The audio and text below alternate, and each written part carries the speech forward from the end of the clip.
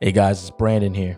I don't typically post on Sundays and Mondays, but I wanted to make an exception. It's Black History Month. And if you tune into our series on Black History Month throughout this month, you'll start to get a glimpse of why we're doing this series and why it's necessary. But before, I just wanted to make a quick little note. This idea of Black history, Blackness, race relations, knowledge, wokeness, this conglomerate of poison that has taken good ideologies, good words, good definitions, reoriented them, and have weaponized them, that we would be divided. We want to fight against it all. And one of those things that we want to fight, and the reason why I'm making this post, is this idea of wokeness. I think it started from a good place. It is, once upon a time, it was a realization of the reality around you that you were once oblivious to, once ignorant, once asleep to. Now it's become this self-righteous way of virtue signaling that you are therefore a better person because you have some information that others don't.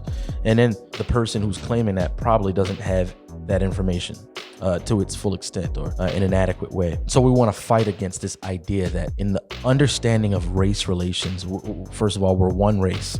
But for the sake of the conversation, the understanding of race relations, all you need to do is read this book. All you need to do is read this article. All you need to do is listen to this podcast. And there is no actual relationship happening. I've had so many people who are non-Black tell me about the Black experience. Do something, What did you just say? You're here for Black Lives Matters, but you're using the N-word. You're using the N-word, but you're here for Black Lives Matter. So you're saying white people can say that.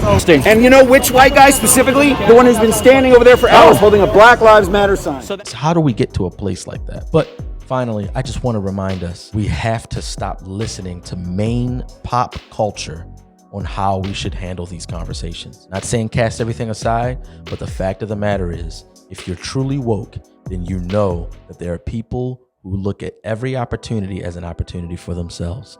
Race hustlers, the Al Sharptons, Jesse Jacksons, and all of the like that come after them. They see racial discord as an opportunity for themselves to make a buck, write a book on it, do a talk on it, and keep that feud going. And not only do they try to make a buck out of it, they trivialize the whole thing. It's trivializing the conversation, and we're picking it up and running with it. But enough about that from me. I'm gonna let Aunt Viv talk to you. There's one thing I've been wondering. What's that? Why did you want a course in Black history in the first place? Because I'm interested in it. Are you really? Of course.